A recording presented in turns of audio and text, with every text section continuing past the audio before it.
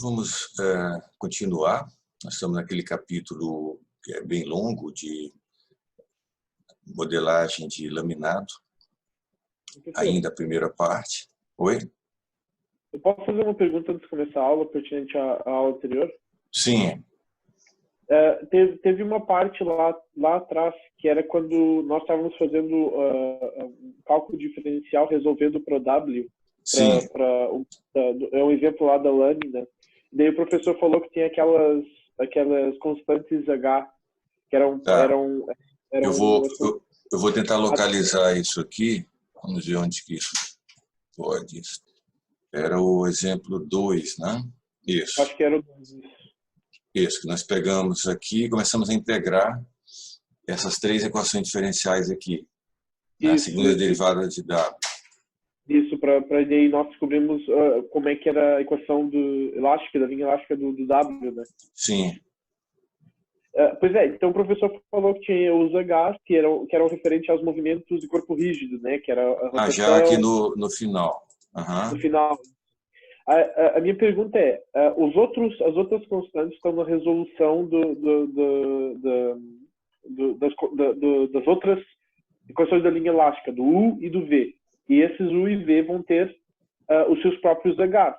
Vão ter mais três constantes. Isso. Isso. A minha pergunta é, por exemplo, um H desse aí vai ser a rotação em X e a outra rotação em Y com relação ao eixo W. Essas duas aqui, uma é rotação em torno de Y, isso aqui, esse H vai ser uma rotação em torno do eixo X, isso aqui é translação na direção Z. Quando tu calcular o U e o V e tu tiver a rotação nesse coisa, os valores vão ser iguais? Não, mas aí não vai ter isso aí, né? Os movimentos os movimentos de corpo rígido associados a U e V são coplanares, não tem mais transversal. Lembra? Tá. X, deixa eu ver se aparece. X, Y, Z. O que nós calculamos aqui é movimentos transversais, que são associados a essa rotação, em torno daquele eixo X, em torno do Y, ou translação em Z. Só que quando você calcular o deslocamento coplanar U e V, vai ter movimento de corpo rígido coplanar. Isso significa rotação em torno de Z. Então, um ponto que está aqui, ele se move para lá, dentro do mesmo plano. Entendi. Ou então, uma translação em X ou uma translação em Y. São duas translações e uma rotação em torno do Z. Mas as constantes, tipo, não tem constantes que vão ser compartilhadas com as mesmas funções? Não. Tá, ok. São independentes. São funções sempre lineares, que nem essas aqui. Entendi. Vamos olhar ali. Vamos continuar com aquele... Um último exemplo aqui. Ele é um tanto parecido com os que nós já vimos, mas é sempre bom identificar com mais clareza as diferenças que acontecem entre um tipo de laminado e outro. Então, esse caso aqui são três lâminas. Então, mais 45, 0 e mais 45. Então, por um lado, é um laminado simétrico, por outro lado, ele vai manter um tipo de acoplamento. Aqui estão as propriedades, as espessuras, etc. As espessuras elas são iguais, tudo. E aqui nós temos um perfil de esforços que é bidimensional. Então, tem Nx igual a 500, Ny igual a 100. E as outras quatro componentes nulas. A matriz de flexibilidade do laminado nesse ponto já tinha sido obtido em outro exemplo, está ela aqui. A diferença, então, em relação ao exemplo anterior é que, como ele é simétrico, essa matriz, submatriz aqui é 0. E esses dois esforços, claro, eles não vão causar flexão, eles vão causar apenas deformações extensionais. E também deformação cisalhante, coplanar, por causa desse termo de acoplamento, que é consequência do fato que esse laminado aqui ele tem um certo desbalanço aí, em relação ao eixo X. Tá? Então, o que nós queremos aqui é calcular as tensões e deformações das lâminas. Basicamente, é usar aquele fluxograma que nós colocamos antes. Então, a primeira etapa consiste em encontrar as deformações generalizadas. A curvatura vai ser nula e as deformações ε0 é simplesmente o produto disso vezes isso, dá esse vetor. Então, com a curvatura zero, a deformação em cada ponto Z da lâmina é a mesma, porque esse capa é zero. Esse capa aqui é zero, então, qualquer que seja a coordenada da lâmina, ou mesmo do laminado, a deformação nas direções x, y, será igual simplesmente à deformação de membrana. Próxima etapa, nós queremos chegar nas deformações e tensões nas direções principais de cada lâmina. Então, a gente toma aqui a matriz de rotação da lâmina 1 e da lâmina 2 é matriz de identidade, porque o ângulo da lâmina 2 é zero, como está colocado aqui. A lâmina 2 é zero. Da lâmina 3 é igual da lâmina 1. Então, aplicando ali aquela equação de transformação de deformações, nós temos aqui nas direções principais para cada uma das lâminas. Isso aqui dá para visualizar cada uma dessas três componentes aqui da lâmina 1 e as três componentes da lâmina 2 aqui, nesses gráficos distintos. Tá? Então, por exemplo, nós temos na lâmina 1 3,38, aqui arredondado para 3,4, na lâmina 2 arredondado para 10, é claro, vezes 10 é menos 4, e temos esse gráfico para a componente ε1 através da espessura. Para a componente ε2, aliás, aqui, que é aqui, nós temos essa variação, e para gama 1, 2. Vocês lembram que nós tínhamos enfatizado bastante na aula passada que as deformações variam de forma contínua através da espessura do laminado. Né? Por que aqui aparece descontínua? Alguém tem uma ideia? Diego? Não sei. Estou tentando pensar. Se pá pelo formato? Não. Não. Digamos, tudo que nós estamos tratando, nesse capítulo inteiro, é sempre o estado de tensões num ponto da superfície de referência, né? Perfurando através da espessura. Onde é que está a continuidade? A continuidade está aqui. Ó. Isso aqui é uma equação dessa, não importa qual seja o Z, pode estar de um lado da interface ou do outro, o resultado disso é o mesmo. Então, essa variação ela é contínua, através das lâminas. Só que isso aqui está nas direções globais, x, y. O que aconteceu de diferente agora entre uma lâmina e outra? Aconteceu isso aqui. A matriz de rotação de uma lâmina é diferente da rotação da outra. Certo? Então, mesmo que se tenha multiplicado essa matriz e essa pelo mesmo ε0, o resultado vai ser diferente, porque a matriz de rotação é diferente. Então, lembra que isso aqui está nas direções principais. Então, não é que essa deformação esteja na mesma direção que essa. Nessa figura aqui, dá para ver uma vista superior da comparação entre as direções principais de cada lâmina, da lâmina 2. Então, aqui está a direção 1 da lâmina 2 e a direção 1 da lâmina 1 e 3. Então, isso aqui é uma visualização, mas que pode ser enganosa. Na verdade, ele está simplesmente listando os valores. Entendido essa parte? Sim, sim. Sim. Tá. Continuando aqui, agora nós vamos passar para a última etapa, que é o cálculo das tensões. Para isso, a gente usa, como nós somos nas direções principais, usamos a matriz Q elástica reduzida de cada uma das lâminas, para encontrar a tensão da direção principal. Então, para Para a lâmina 1, nós vamos ter essa aqui, a matriz. Para a lâmina 2, isso aqui, a matriz.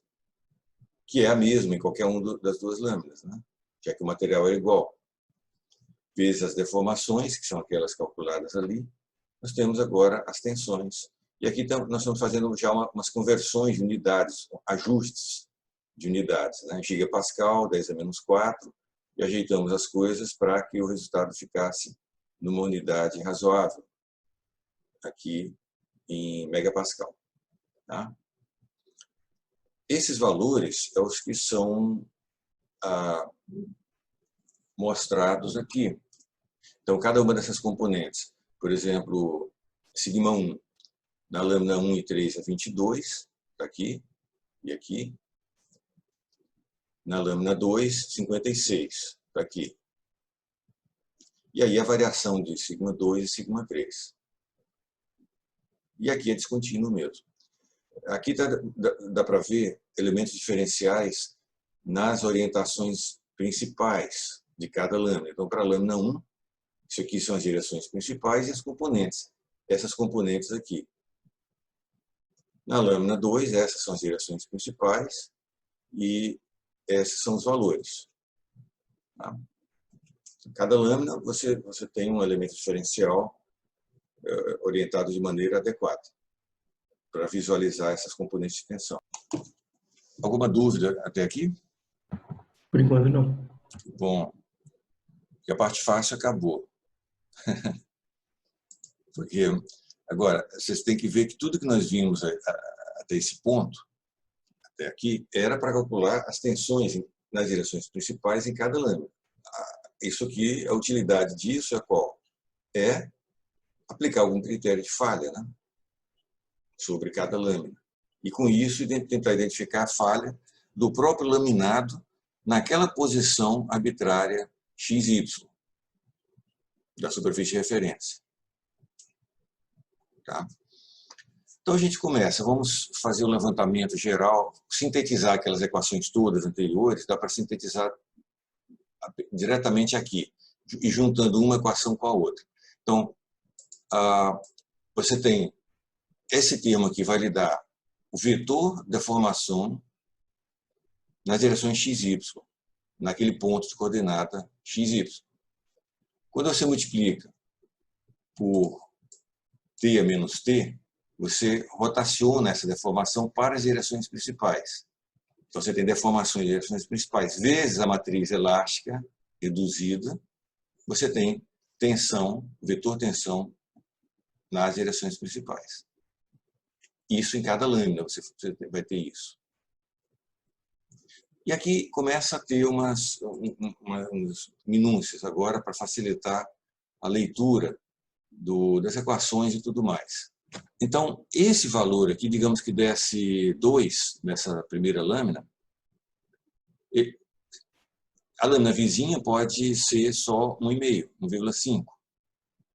Então, numa situação de sobrecarga, de fato, esse 2 aqui se torna irrelevante. O importante vai ser esse 1,5 aqui, que é o menor.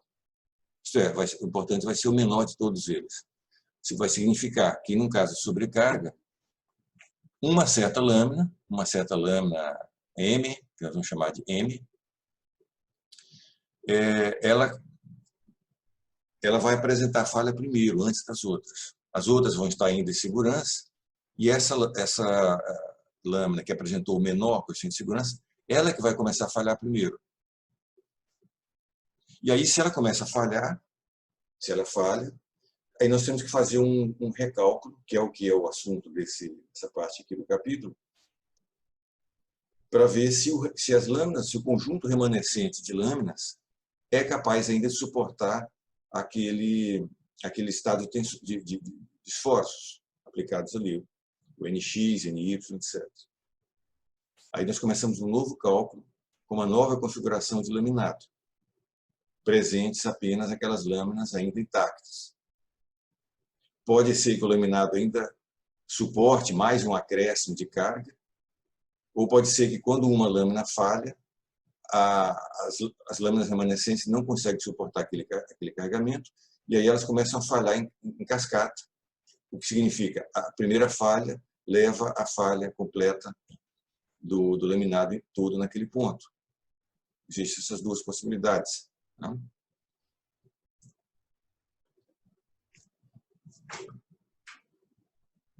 Alguma dúvida nesse panorama? Ou nós vamos detalhar, vamos tentar detalhar isso ao longo aqui desse capítulo, como fazer cada coisa.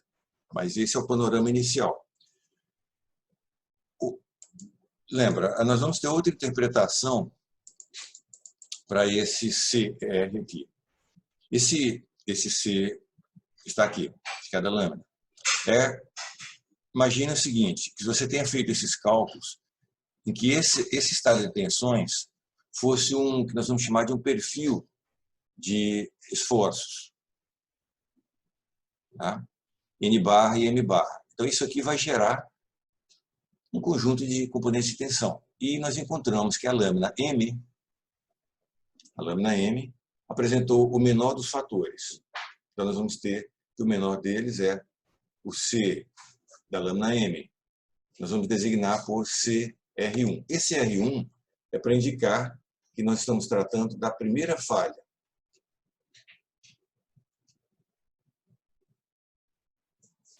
Da primeira falha que houve ali naquele ponto do laminado.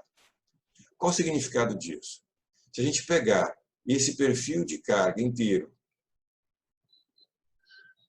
que foi aquele que gerou esse CR aqui, se a gente multiplicá-lo por esse fator, vai dar um outro conjunto de esforços.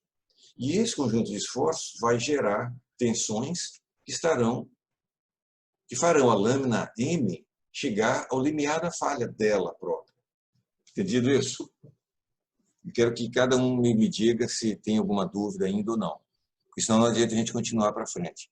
Esse é o aspecto central de tudo que a gente vai fazer daqui a seguida. Entendido.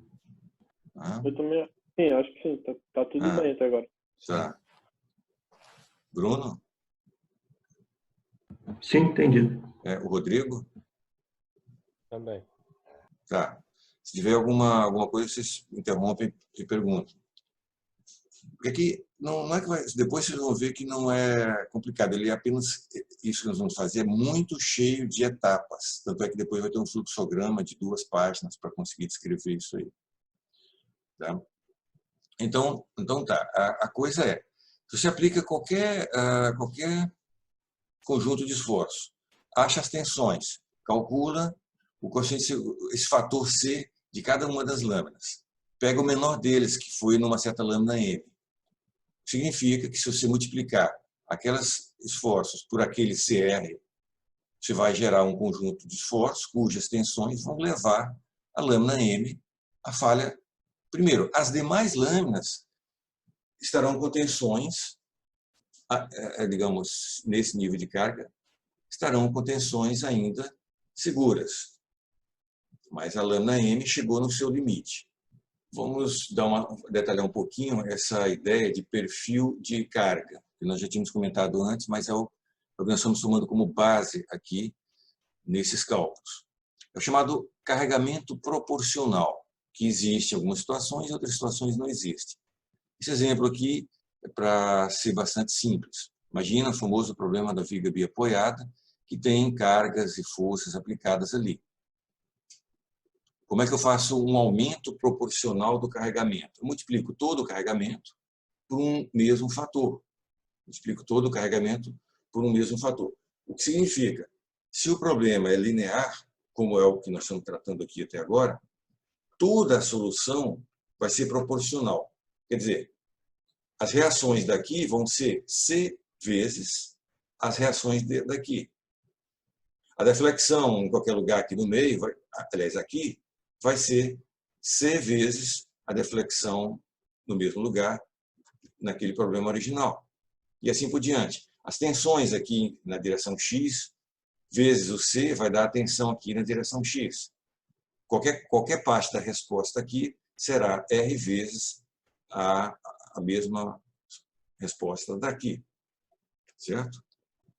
Nesse capítulo, nós não estamos tratando ainda do corpo, da placa, da casca, etc., com suas condições de contorno, seu carregamento.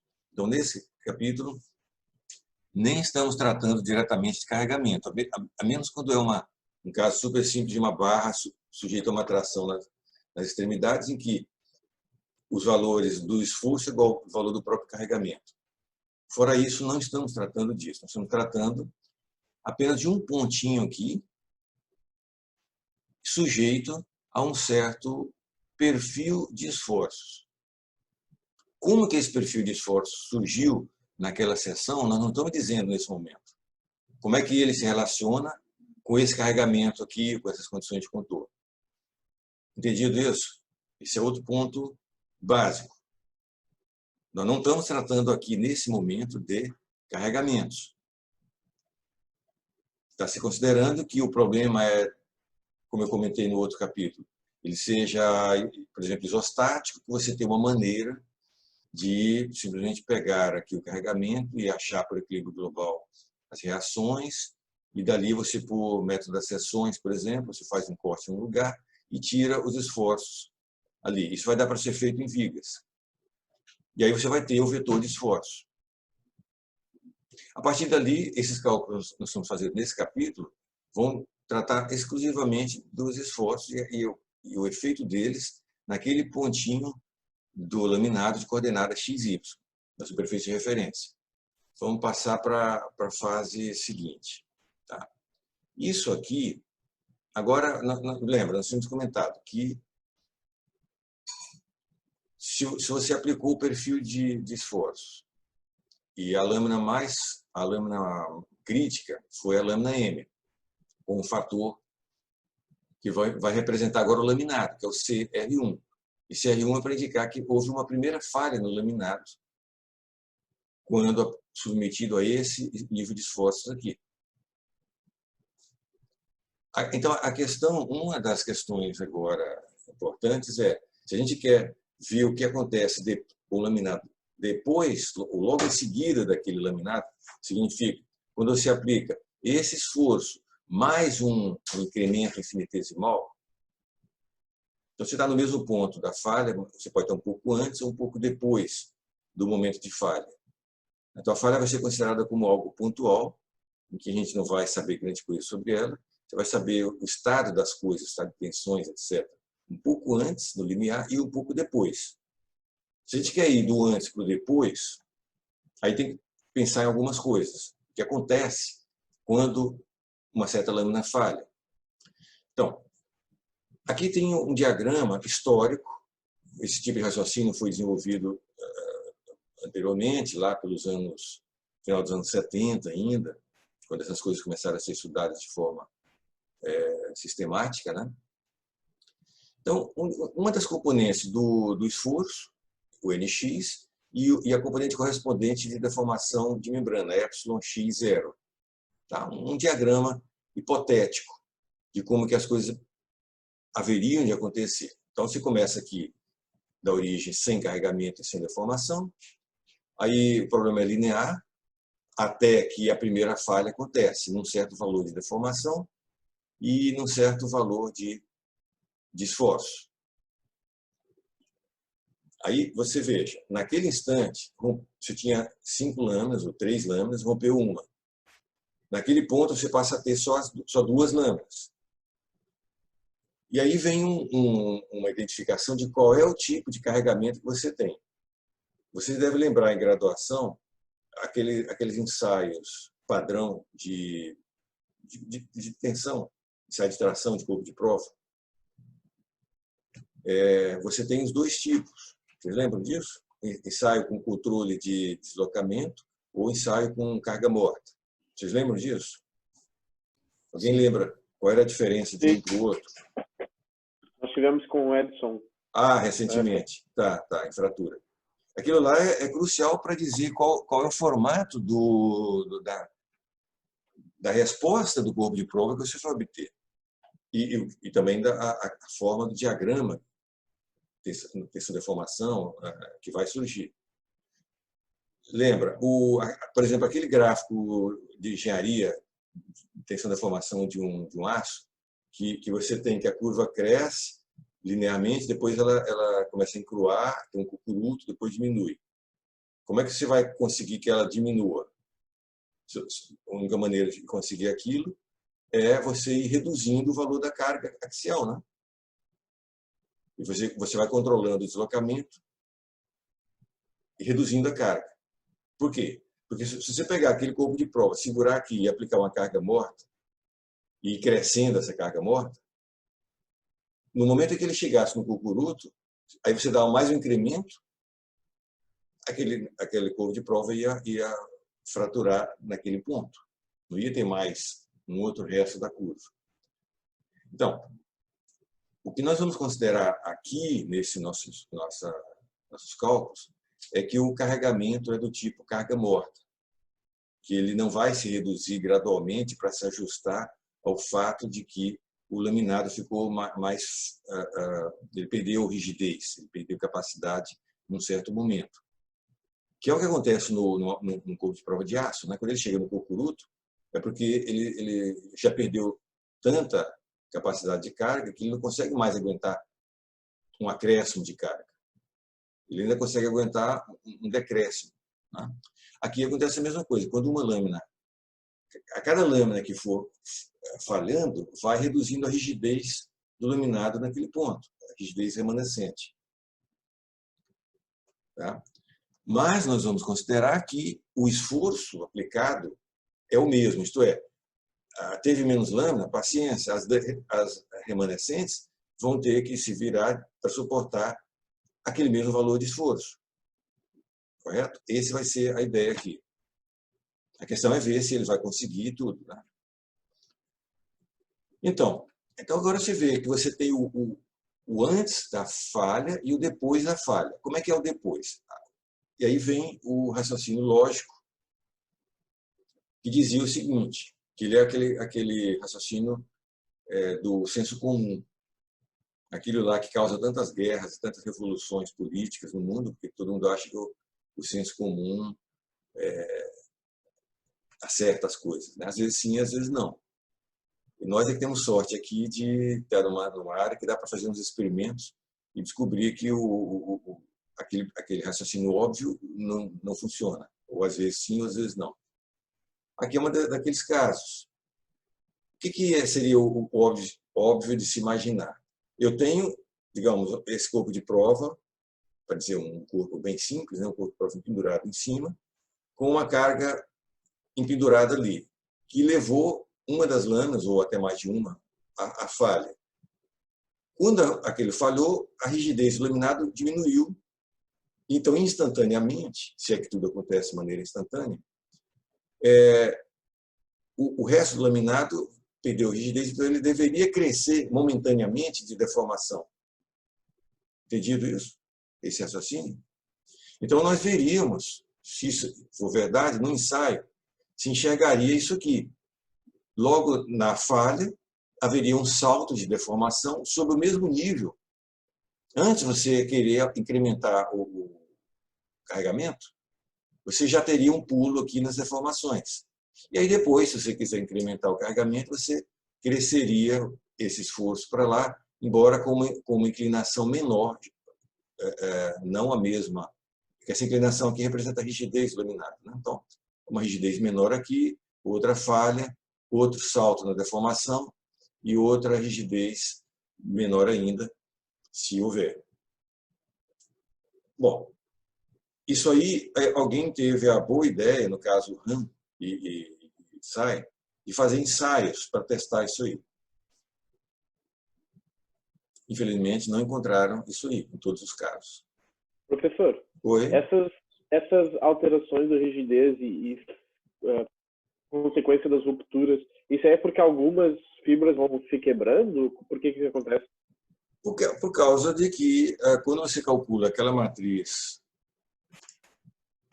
essa matriz aqui, você está supondo que tem um E1, um E2, um G12, um Poisson, etc. Mas se rompeu, por exemplo, a matriz, não tem mais E2. Ah, sim. Zerou. Não tem rigidez mais na direção 2. Ou não tem rigidez no cisalhamento, então o G sumiu. Então aí não é mais isso aqui. Quer dizer, não vai ter todos esses termos aqui, ou talvez não tenha nenhum nessa lâmina. Talvez que essa lâmina aqui se acabou toda, não tem mais rigidez nenhuma, nem na direção 2, nem no cisalhamento. Então você vai perdendo. Cada vez que você tem um corpo que rompe ali, você cria duas superfícies ali, e não tem mais transmissão de tensão. Então, naquele local ali, a rigidez acabou. Entendi. Não é? Então, mais ou menos, as rupturas de algumas partes no laminado que vai gerar Sim. Ah, tá. Sim. Entendi. Agora, eu estou falando aqui, é aí que tem uma coisa traiçoeira, né? Em todo esse razoado aqui, em todo esse capítulo. A descrição desse capítulo é uma parte típica e tradicional do cálculo de laminados. É aquilo que dá para ser feito algebricamente, sem ter que levar em conta teorias de mecânica do contínuo para danos locais, ou então para crescimento de trincas, etc. Então, aquilo que dá para ser feito é o que é descrito aqui. Qual é digamos, a deficiência que tem, né, em toda essa estratégia aqui? Que é o que se revela nesse fato de que não se verificou experimentalmente que isso aqui ocorre em todos os casos. A gente tem que lembrar que nós estamos fazendo uma análise, pegando o laminado e analisando só um ponto através da espessura, fazendo um furo ali. Então, essa falha que nós estamos tratando aqui, quando a gente diz a lâmina M falhou, não é no laminado inteiro. Não necessariamente, nós estamos tratando apenas desse ponto aqui, através da espessura. Entendido isso?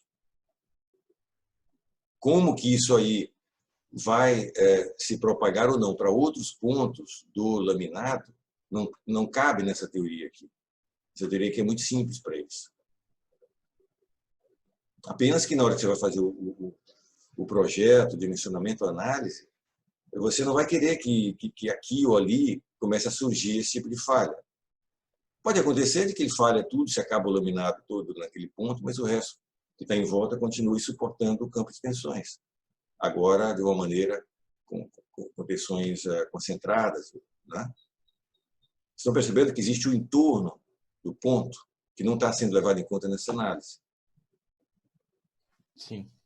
É diferente, mesmo quando você pega um corpo de prova, padrão, uma plaquinha retangular, estreita, e traciona com uma lâmina ou com várias lâminas. Você coloca na máquina, uma máquina padrão de ensaio, e você começa a aplicar carga. Desde o início você começa a ouvir trac, trac, trac. Uns estalos. O que é aquilo? Já desde o começo da carga, alguma coisa está acontecendo lá naquele laminado. Não é como se ele fosse perfeito e continua perfeito até um certo instante, pum, alguma coisa acontece. Não é isso. E depois ele vai, chega num certo ponto, pum, ele se divide em dois. Não é isso. Ele começa a estalar, ele começa a trincar primeiro a resina aqui, ali, acolá, vai trincando, aí já antes de ele ter algum tipo de falha, ele começa a rachar longitudinalmente. Coisas vão acontecendo gradualmente. Então, nem sempre... É claro, quando o camarada fez esse ensaio, ele tem que, digamos, arbitrar o que ele vai considerar como falha. Pensa bem a dificuldade de fazer um ensaio desse. Por exemplo, se você faz um laminado desse aqui, com várias lâminas a 90 graus, elas vão falhar primeiro. Como é que você descobre que ela falhou, se ela está lá dentro do laminado? Você não é algo tão visível assim. A falha aconteceu lá dentro do laminado, da lâmina 2, 3, não na lâmina 1, aqui fora, para você enxergar.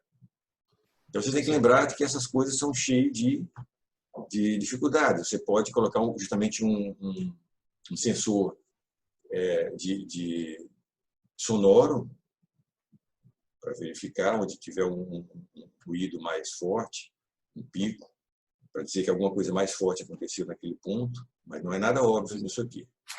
Por exemplo, nem quando você vai chegar na ruptura final do laminado, você muitas vezes fica na dúvida qual foi ela, qual foi o valor de força que levou, qual foi o instante em que, de fato, eu posso dizer, não, a partir daqui ele estava lá só o fiapo se esticando, mas aquilo lá, a falha já aconteceu antes, um pouquinho, na hora que ele rachou transversalmente. Alô, professor? Oi? Sim? Essa continuidade de falhas assim que acontecem desde o início do ensaio, isso não faz o material perder o caráter linear e elástico na realidade? Sim. Você vai tendo uma perda. Aliás, não precisa ir muito longe. Pega o corpo de prova de aço, padrão, arroz com feijão, que tem 150 anos que se faz ensaios. Você estuda na escola que ele tem aquela faixa linear ali até um certo ponto, né? Isso é o que se faz na engenharia do dia a dia. Você tem modelacidade, faz as contas, tá. Agora, se você estiver, por exemplo, fazendo pesquisa na área de mecânica do dano, aí você sabe que um dos métodos de quantificar o dano, que acontece desde que o carregamento começa, na verdade, mesmo naquela faixa elástico linear, ele não é linear perfeitamente. Tá? Desde que você tenha um equipamento com sensibilidade suficiente, ele não será linear. Ele vai havendo uma perda gradual de rigidez. É aquela história que vocês viram na disciplina de mecânica da fratura. Você começa a ter uma população de microtrinca aqui, ali, que a gente costuma chamar, na mecânica do dano, de dano distribuído. Certo? Então vai acontecer aqui. Apenas que para efeitos de cálculo de engenharia vai ser muito pequeno, né? Isso aqui, até uma certa vizinhança desse ponto. Quer dizer, não vai ser exatamente um ponto, vai ter uma vizinhança aqui que você caracteriza como uma falha. Uma coisa também é que ambos os constituintes para essa classe de composto que nós estamos tratando, lembra? É que as fibras elas têm um caráter bastante frágil, aquele comportamento tipicamente linear até a sua própria ruptura. E a resina, principalmente o epóxi, o poliéster, também vão ter um comportamento frágil nessa faixa de temperatura. Então, facilita as coisas nesse aspecto. Você pode ter, observa, o laminado, justamente por ele poder ter várias falhas, ele termina gerando uma curva carga, deformação, não nesse formato com esses degraus, mas num formato contínuo desse jeito. Tá? O que tem qual é a cara global disso aqui? É a cara de um material dúctil. Percebe? Então, o laminado, dependendo da sequência de empilhamento, ele pode ter um caráter dúctil, embora os constituintes sejam considerados como frágeis. Veja que curioso. É como se você tivesse um mecanismo, um conjunto de barras, de coisas em paralelo, cada uma com uma característica diferente. Tá? Em que uma vai falhando antes das outras. Mas pode ser que não aconteça também. Nós vamos ver exemplo em seguida que só tem uma falha. Então, tá. Nós vamos, então, em vez de usar esse padrão aqui, com esses patamares, não vamos usar o padrão, o patamar. Essa é a maneira típica como se trabalha. Nós vamos buscar uma curva como essa. Agora, do outro lado da história, vem o que acontece com o campo de tensões. Tensão é uma coisa local. Então, se você tem uma certa lâmina, a lâmina K, componente sigma 1 e epsilon 1 daquela lâmina. No primeiro, então nós vamos ter algo que nós vamos chamar de intervalo R1, intervalo de falha, e tem a falha R1 propriamente dito. Então observa essa nomenclatura aqui. Nós temos esse ponto aqui, vai ser a falha R1, esse ponto, a falha R2. A falha R1 vai definir o intervalo de falha R1, o intervalo de falha R2. Nós vamos ter que trabalhar em cada intervalo desses aqui. Então, o intervalo de falha R2, e aqui tem um erro, aqui deveria ser, aqui é intervalo 1, aqui é intervalo 2. Esse intervalo 2, ele termina na falha R2. Cada intervalo desse aqui vai ser considerado linear também. Então, a análise aqui, para o pós-falha, vai ser uma análise incremental. Da mesma forma como é feito em outras áreas de problemas. Porque termina aqui, o comportamento do laminado passa a ser não linear, é isso? O comportamento global dele, até a última falha, é não linear agora. Apenas que, entre cada par de falhas, nós vamos considerar que ele tem um comportamento ainda linear. Então, o que acontece com as tensões? Nós vamos, digamos que o diagrama de tensão de deformação para uma certa lâmina K vai ser linear até que uma outra lâmina, a lâmina M, venha falhar. Quando aquela lâmina falha, o laminado vai ter que suportar os esforços numa quantidade menor de lâminas. Então, significa, por equilíbrio, as tensões nessas lâminas remanescentes têm que ser superiores à que tinha antes da falha. Quer dizer, nesse ponto aqui, eu tinha 4 lâminas. Quando falhou uma delas, agora eu tenho apenas 3 lâminas. As tensões nas lâminas remanescentes vão crescer para garantir o equilíbrio. Então, as lâminas remanescentes, a tensão nós vamos considerar que vai dar um salto daqui para cá para garantir o equilíbrio. Professor, Oi. eu tenho uma dúvida, então. Se durante o experimento nós estamos tracionando e existe uma ruptura de uma lâmina, ou seja, a lâmina deixa de fazer e as outras começam a ter mais carga imposta nelas, como é que fica a distribuição de tensão ao longo do laminado? Não, nesse ponto aqui, lembra, nós não estamos tratando do que acontece no resto do laminado, na extensão da superfície de referência, né? Não, aqui nós não vamos saber o que acontece com isso. Ah, tá. É. É só da lâmina, então. Isso. Ah, tá. Ok. Claro, quando a gente fala que rompeu, mas depois ainda sobrou rigidez suficiente, que vai ter um segundo, podemos incrementar mais uma vez os esforços ali, está pressupondo que o material em volta vai conseguir abarcar aquele excesso de tensões. Quer dizer, se esse ponto aqui, que é o mais solicitado, ele está conseguindo suportar aquele salto de tensões, vamos supor que o material que está em volta ainda está intacto, não rompeu nada ainda, que ele também deve ser capaz de suportar essas tensões. Essa é que é a ideia. Agora, é baseado nessa dúvida que existe toda uma ciência, existem todos os artigos que saem a cada semana no mundo, pesquisando técnicas de avaliação de como que, por exemplo, esse ponto, essa falha pode se propagar numa direção, na outra, ou pode não se propagar. Então, isso significa que não é claro. Por exemplo, nós temos uma lâmina 1 e uma lâmina 2 e uma lâmina 3, e a lâmina 2 rompe, nós não sabemos como é que é a distribuição entre a lâmina 1 e a lâmina 3. O que nós vamos conseguir fazer vai ser essas estimativas locais, no ponto, através daquele ponto ali, XY, não do que está em volta, nos outros XY da superfície de referência. Só naquele. Nós vamos ver naquele ponto como é que as lâminas remanescentes, se os estados de tensões novos. Agora, cada lâmina teve um salto. A primeira coisa que nós vamos fazer no nosso fluxograma é analisar se o laminado, mesmo sem crescer as tensões, mesmo sem crescer os esforços, se ele aguenta essas tensões aqui. Se ele aguentar, aí já vai automaticamente. Se a lâmina quebra, já automaticamente vai aumentar o esforço das outras lâminas.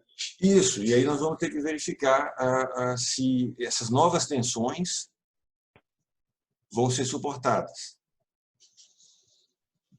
Se aí elas suportarem essas novas tensões, aí nós vamos ver se dá para acrescentar carregamento, para ver se consegue chegar aqui, em outro lugar. Então, nós vamos sempre pegar a tensão que está antes, estimar a tensão que está depois, entre o antes e o depois dessa falha, e verificar se ele aguenta aqui. Se ele aguentar, nós vamos ver se dá para crescer o carregamento. E aí as outras tensões cresceriam até aqui.